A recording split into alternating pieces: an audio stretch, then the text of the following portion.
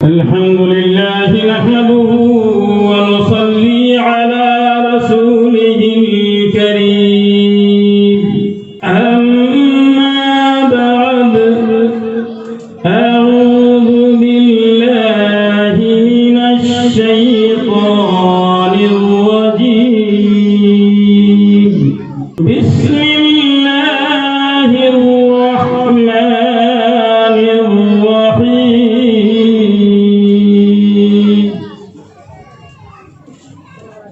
الذي خلق الموت والحياة ليبلوكم أيكم أحسن عملا صدق الله العظيم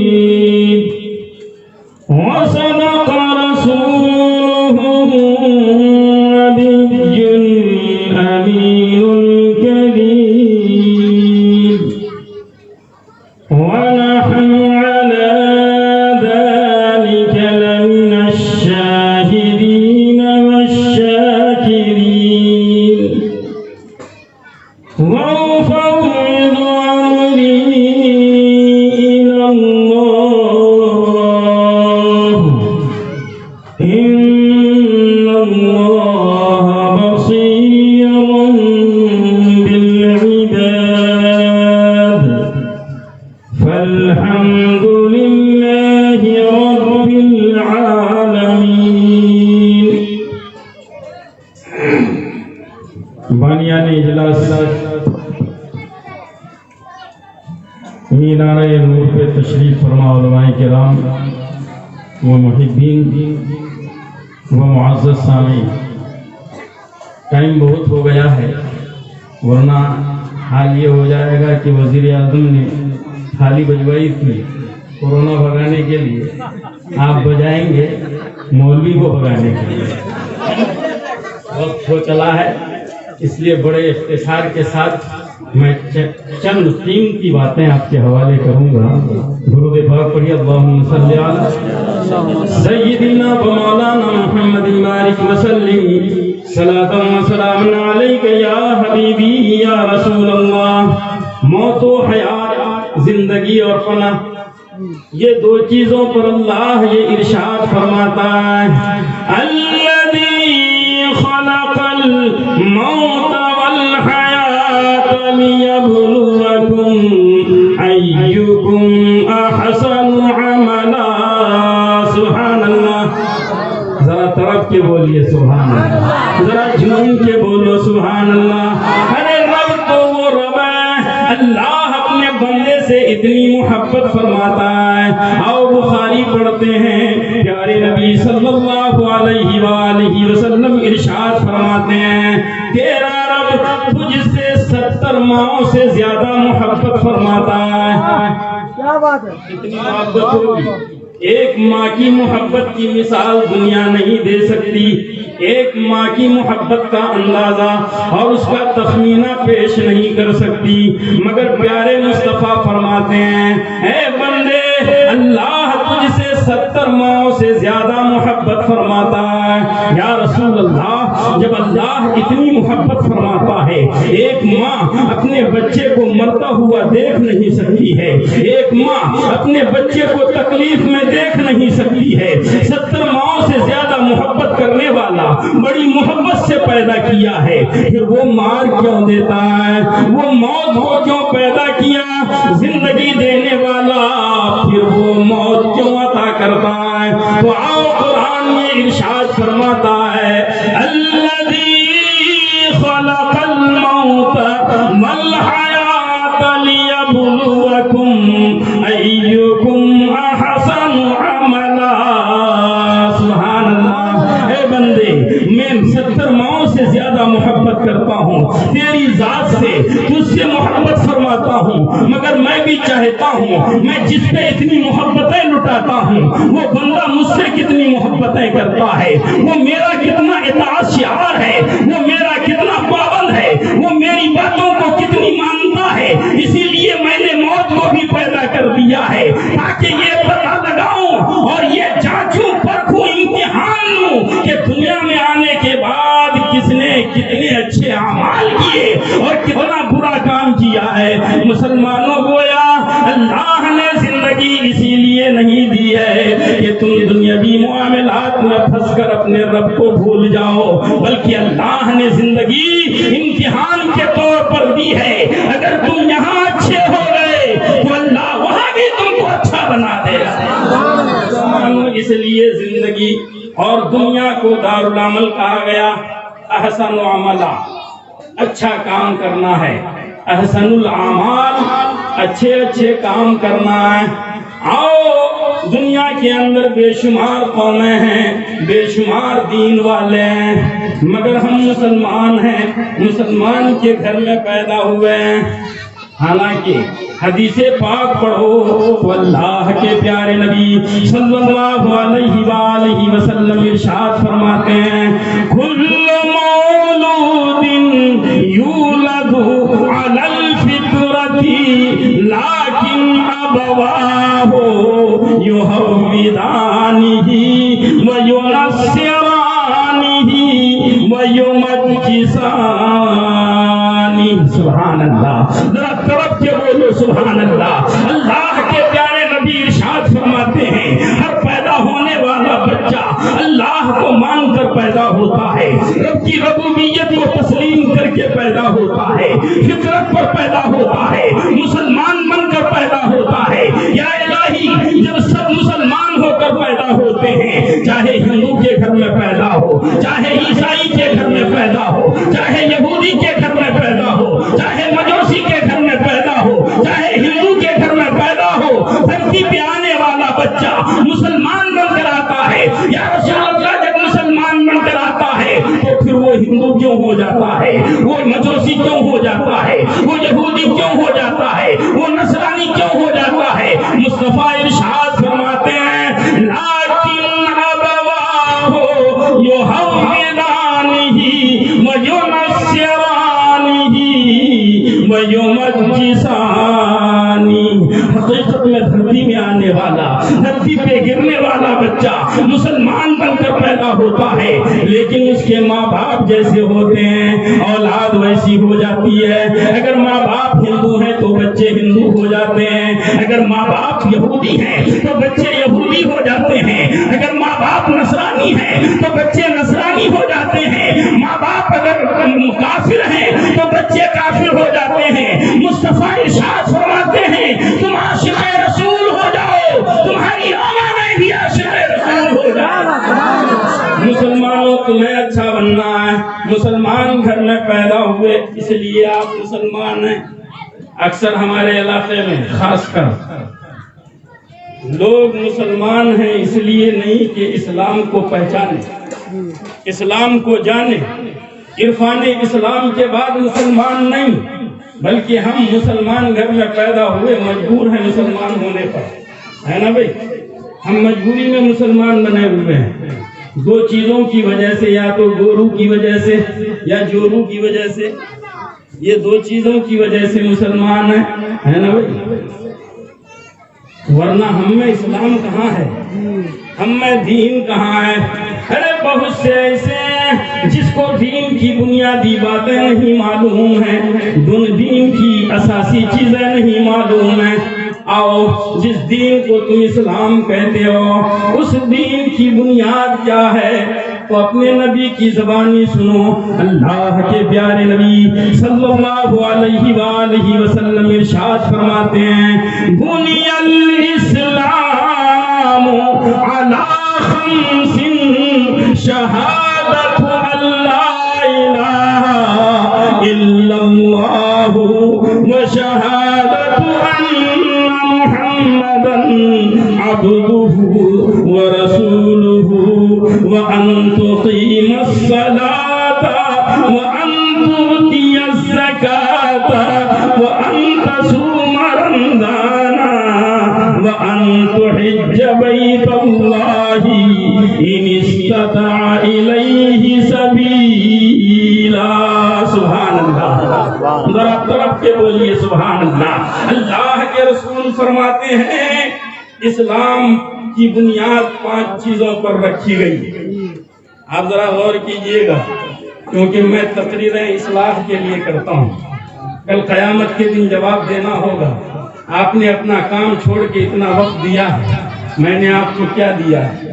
آپ کو بھی جواب دینا ہوگا کہ ان کا اتنا وقت تم نے لیا ہے تو کیا لیا ہے.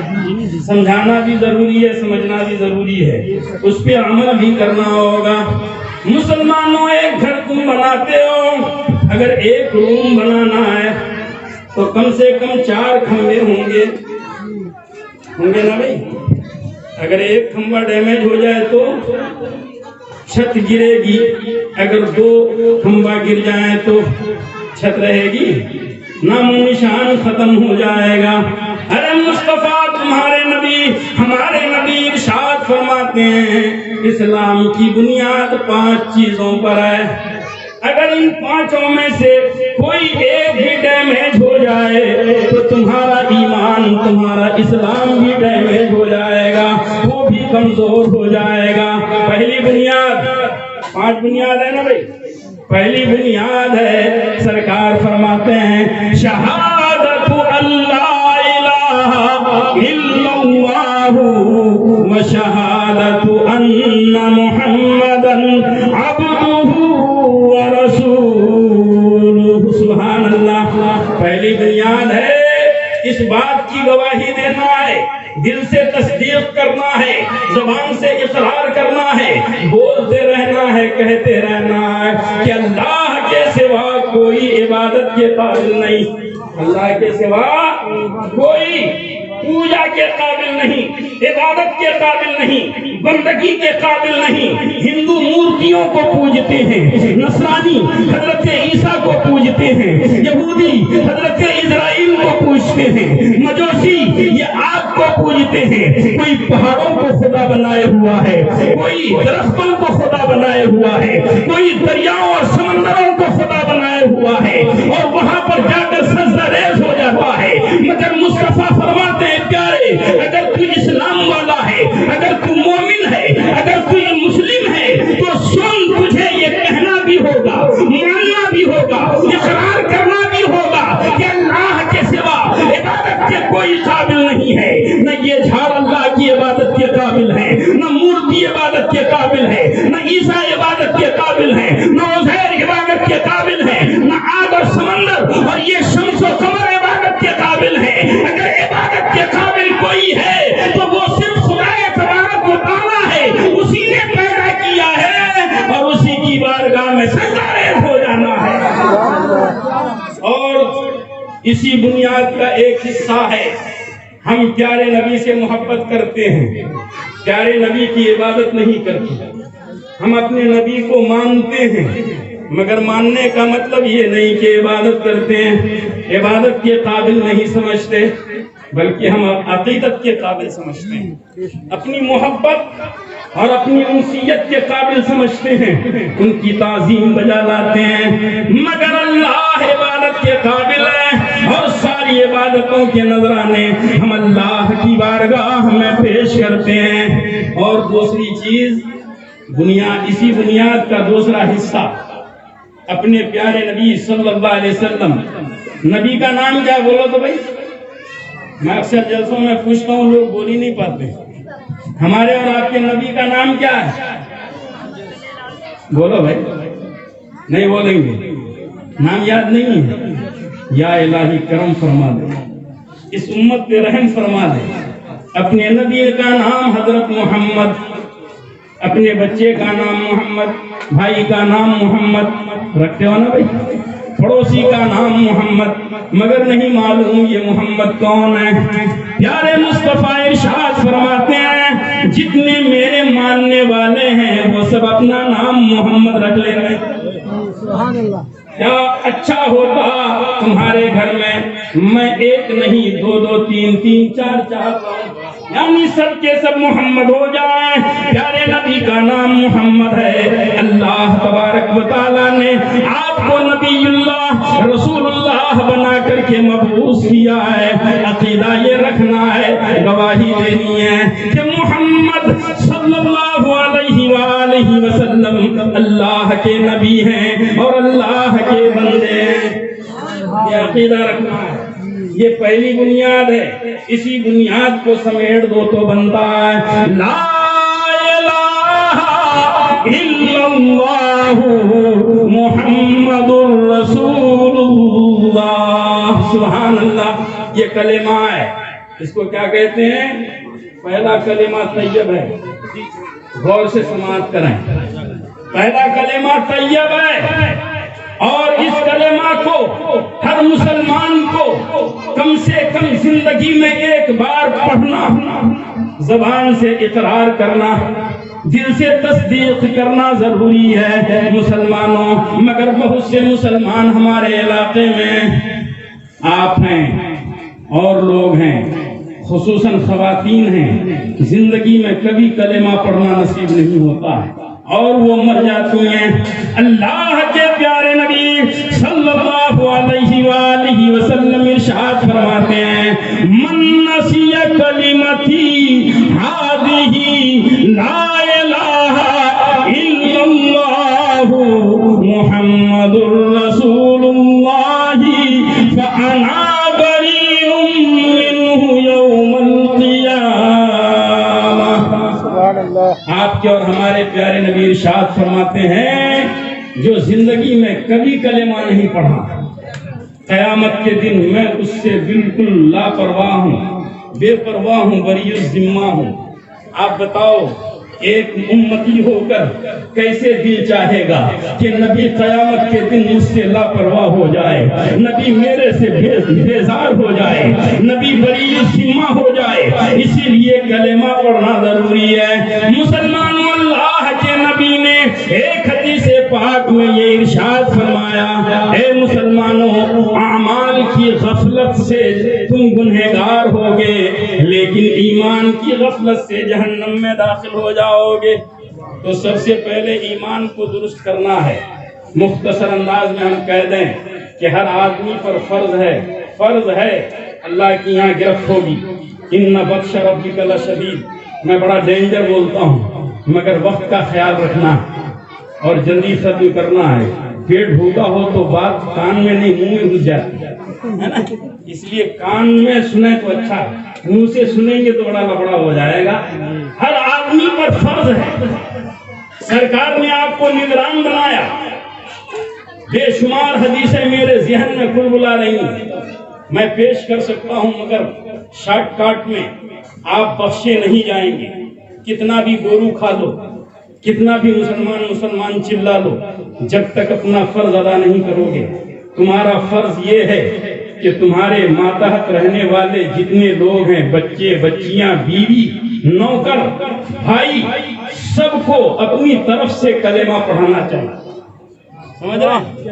اگر نہیں پڑھاؤ گے، تم بھی نہیں پڑھو گے تو مسلمان کہلاتے رہو، صرف کہلاؤ مگر حقیقت میں مسلمان نہیں ہو سکتے ہیں۔ پیارے مصطفیٰ مدینے کی گلی سے گزر رہے ہیں، ایک ماں اپنے بیٹے کو کلمہ سکھا رہی ہے، بیٹا پڑھ لا الہ الا اللہ محمد الرسول اللہ۔ بچہ چھوٹا ہے، تتلا کے کلمہ پڑھ رہا ہے۔ سرکار جاتے ہوئے گزرتے ہوئے رک گئے، صحابہ بھی رک گئے، مسکرانے لگے۔ پیارے مصطفیٰ ارشاد فرماتے ہیں اے میرے صحابیوں گواہ ہو جاؤ، جو اپنی اولاد کو کلمہ پڑھائے گا، پڑھانے والا بھی جنت میں داخل ہوگا، پڑھنے والا بھی جنت میں داخل ہو جائے گا۔ مسلمانوں، اتنی بڑی ترغیب مصطفیٰ نے دی ہے کہ تم پڑھاؤ، تم بھی جنتی بن جاؤ۔ جو تمہارے بچے بیوی ہیں وہ بھی پڑھ لیں، وہ بھی جنتی ہو جائیں گے۔ تو کیوں اس کلمے سے غفلت برتتے ہو؟ خود بھی یاد کرو، اپنی اولاد کو بھی یاد کرو۔ اگر دونوں سمیٹ کر کلمہ پڑھ گئے، تصدیق کر دی، تو تم یہاں بھی کامیاب ہو جاؤ گے، وہاں بھی کامیاب ہو جاؤ گے۔ شرط یہ ہے کلمہ پڑھنا ہوگا، سیکھنا ہوگا۔ آپ کی گود میں بے شمار علماء پیدا ہوئے ہیں مگر کسی ماں کو توفیق نہیں ہوتی اپنے عالم بیٹے، حافظ بیٹے سے کلمہ سیکھ لے، کہ بیٹا سکھا دے۔ نہ باپ کو توفیق ہوتی ہے، یہ جب تک توفیق نہ ہو نصیب نہیں ہوتا۔ اللہ نے توفیق نہیں دی ہے۔ اب اپنا تیور بدلو، اپنے جذبات کو بدلو، کلمہ خود بھی سیکھو، دوسروں کو سکھاؤ، خود بھی پڑھو، دوسروں کو پڑھاؤ۔ اعمال میں غلطیاں چلیں گی، اللہ معاف کرنے والا ہے۔ ایمان ہی نہ ہو تو جنت میں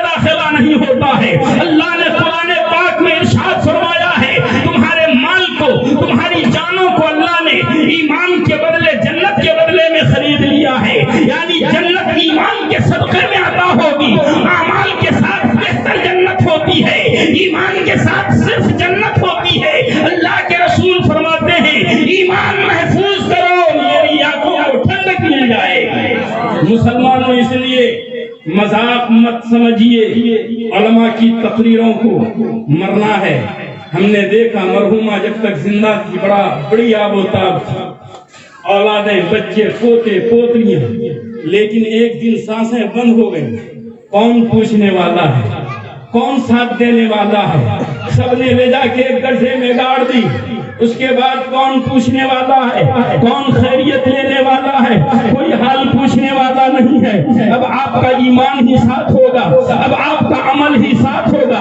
اگر اچھے اعمال ہوئے ہیں، ایمان اچھا رہا ہے تو یقیناً اچھا نتیجہ ہوگا۔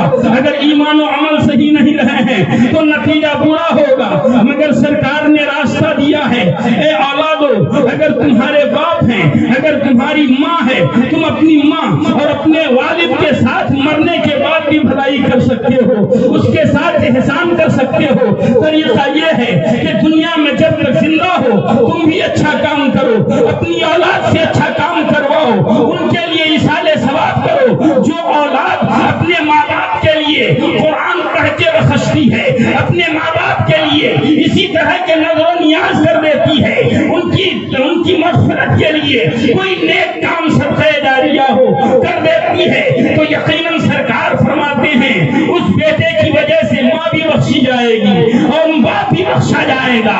اس لیے اولاد اچھا کام کرے تو مصطفیٰ نے ضمانت دی ہے کہ بیٹے کے اچھے کاموں کا ثواب اللہ ماں کو بھی عطا فرمائے گا اور باپ کو بھی عطا فرمائے گا۔ کھڑے ہو جائے، صلاۃ و سلام پڑھتے